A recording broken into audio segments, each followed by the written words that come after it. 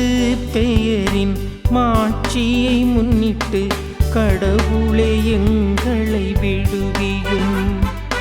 உமது பெயரின் மாட்சியை முன்னிட்டு கடவுளே எங்களை விடுவியும். கடவுளே, வேற்று நாட்டினர் உமது உரிமை சொத்தினுள் புகுந்துள்ளனர். உமது திருக்கோவிலை தீட்டுப்படுத்தியுள்ளனர். எருசலேமை பாழடையச் செய்தனர். ஊழியரின் சடலங்களை வானத்து பறவைகளுக்கு உணவாகவும் பற்றி மிகு அடியாரின் உடல்களை காட்டு விலங்குகளுக்கு உணவாகவும் அவர்கள் அளித்துள்ளார்கள். உமது பெயரின் மாட்சியை முன்னிட்டு கடவுளே எங்களை விடுவியும். உமது பெயரின் மாட்சியை முன்னிட்டு கடவுளே எங்களை விடுவியும். அவர்களின் இரத்தத்தை தண்ணீரென எருசலேமை சுற்றிலும் அள்ளி இறைத்தார்கள். அவர்களை அடக்கம் செய்ய எவரும் இல்லை. எங்களை அடுத்து வாழ்வோரின் பழிச்சொல்லுக்கு இலக்கானோம். எங்களை சூழ்ந்துள்ளோரின் நகைப்புக்கும் ஏளனத்திற்கும் ஆளாகிவிட்டோம். ஆண்டவரே, இன்னும் எவ்வளவு காலம் நீர் சினம் கொண்டிருப்பீர்? என்றென்றுமா உமது வெஞ்சினம் நெருப்பாக எரியுமோ? உமது பெயரின் மாட்சியை முன்னிட்டு கடவுளே எங்களை விடுவியும். உமது பெயரின் மாட்சியை முன்னிட்டு கடவுளே எங்களை விடுவியும். மூதாதையரின் குற்றங்களை எம்மீது சுமத்தாதேயும். இரக்கம் எமக்கு விரைவில் கிடைப்பதாக. நாங்கள் மிகவும் தாழ்த்தப்பட்டிருக்கின்றோம். எங்கள் மீட்பராகிய கடவுளே, உமது பெயரின் மாட்சியை முன்னிட்டு எங்களுக்கு உதவி செய்தருளும். உமது பெயரை முன்னிட்டு எங்களை விடுவித்தருளும்.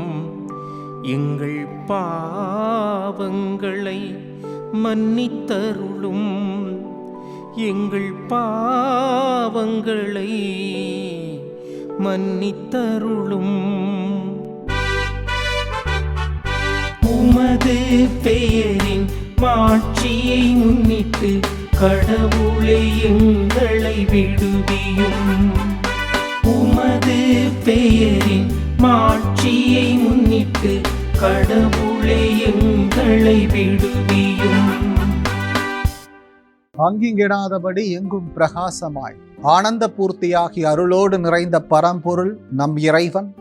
அந்த இறைவனை அறிந்து கொள்ள, உணர்ந்து கொள்ள, அனுபவித்து பார்க்க இன்று நமக்கு கொடுக்கப்பட்டிருக்கிற இறைவார்த்தை திருப்பாடல் 79. இந்த திருப்பாடலின் பல்லவியாக கொடுக்கப்பட்டிருக்கிற வார்த்தை, உமது பெயரின் மாட்சியை முன்னிட்டு கடவுளே எங்களை விடுவியும்.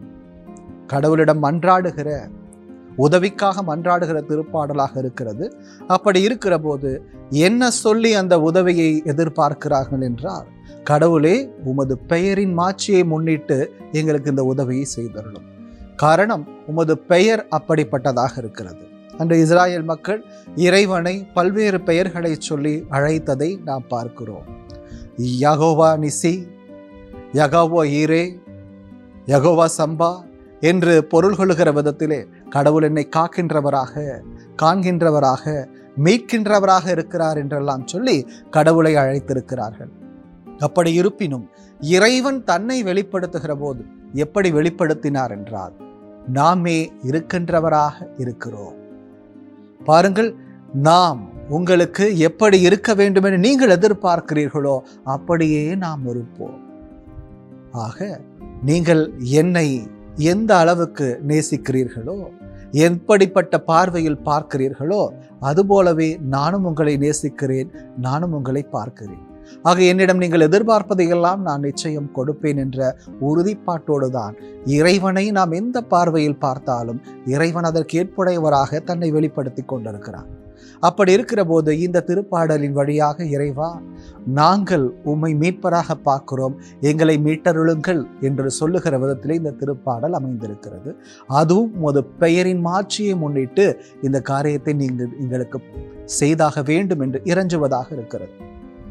மேலுமாக எங்கிருந்து அந்த மீட்பை எதிர்பார்க்கிறார்கள், எந்தெந்த சூழலிலிருந்து மீட்பை எதிர்பார்க்கிறீர்கள் என்றால், எருசலேம் ஆலயம், எருசலேம் நகரம் பல்வேறு விதமான கொடுமைகளுக்கு உள்ளாகி இருக்கிற போது அந்த மீட்பை எதிர்பார்ப்பதாக இந்த திருப்பாடல் வருகிறது. பாருங்கள், 2 அரசர் புத்தகம் 25வது அதிகாரத்தில் வாசிக்கிறோம்.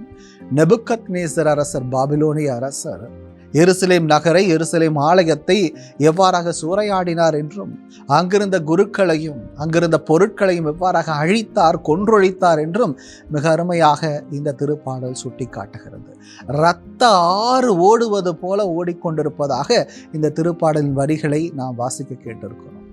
ஆகவே அன்பார்ந்த, இப்படிப்பட்ட சூழலிலிருந்து எங்களுக்கு மீட்பு தாரும், விடுதலை தாரும் என்று கெஞ்சி கேட்பதாக இந்த திருப்பாடலின் வரிகள் மிக அருமையாக வந்திருக்கிறது. ஆக இறைவன் நிச்சயமாக தன்னிடம் மன்றாடுபவர்களை, தன்னை நோக்கி கூக்குரலிடுபவர்களை ஒருபோதும் கைவிடாத தெய்வமாக இருக்கிறார்.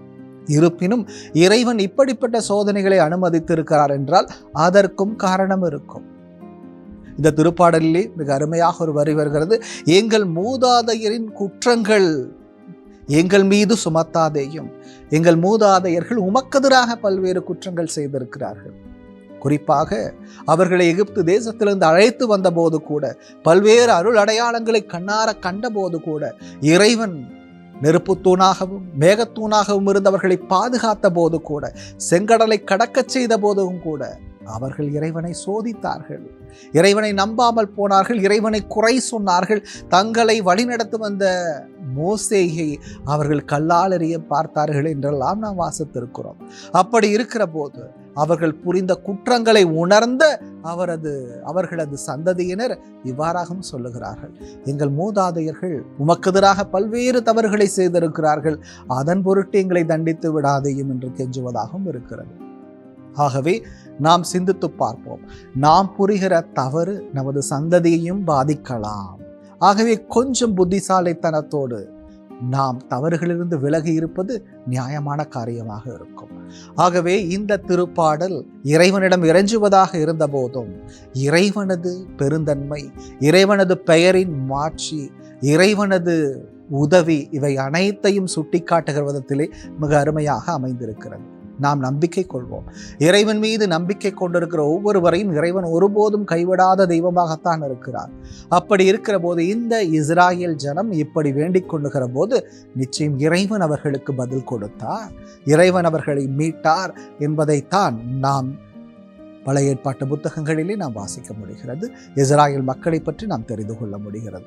ஆகவே அன்பார்ந்தவர்களே, தொடர்ந்து இறைவனுக்கு பிரியமுள்ள மக்களாகவும், இறைவன் மீது அதீத அன்பு கொண்ட மக்களாகவும், விசுவாசம் உள்ள மக்களாகவும் நாம் வாழ்வது நமக்கும் நம்மை பின்தொன்று வருகிற நமது சந்ததியினருக்கும் மிக மிக நலனாக அது அமைந்துவிடும். ஆகவே சிந்தித்து பார்த்து செயல்படுவோம். இறைவன் மீது அதீத அன்பு கொண்டவர்களாக, விசுவாசம் கொண்டவர்களாக வாழ முயற்சிப்போம். இறைவனது உதவி நமக்கு கட்டாயம் தேவை என்பதை உணர்ந்து இறைவனை நோக்கி நமது மன்றாட்டுக்களை ஏறெடுத்து நாம் ஜெபித்துக் கொள்வோம். எங்களை என்னாலும் காத்து பராமரித்து வருகிற அன்பு இறைவா, இஸ்ராயேல் ஜனம் எவ்வாறாக உமக்கு எதிராக முணுமுணுத்த போதிலும் இறுதி வரைக்கும் நீர் அவர்களது தெய்வமாக இருந்து அவர்களை மீட்டெடுத்தீர் என்பதை நன்கு அறிந்து நாங்களும் உம்மை நோக்கி கெஞ்சி மன்றாடுகிறோம். எங்களது துன்பத்தின் போதெல்லாம் உம்மையே நாங்கள் மன்றாடி கேட்டுக்கொள்கிறோம் சாமி. எங்கள் ஜெபங்களை கேட்டு எங்களது துன்பங்கள் இன்னல்களிலிருந்து எங்களை காப்பாற்றி இன்னும் அதிகமான பலன் தருக்கக்கூட நல்ல மக்களாக நாங்கள் மாறவாழ தேவன் ஆசிரியம் அருளையும் தந்து காத்தருளும்படியாக உம்மை பார்த்து கெஞ்சி மன்றாடுகிறோம். ஜீவனும் நல்ல பிதாவே, ஆமென்.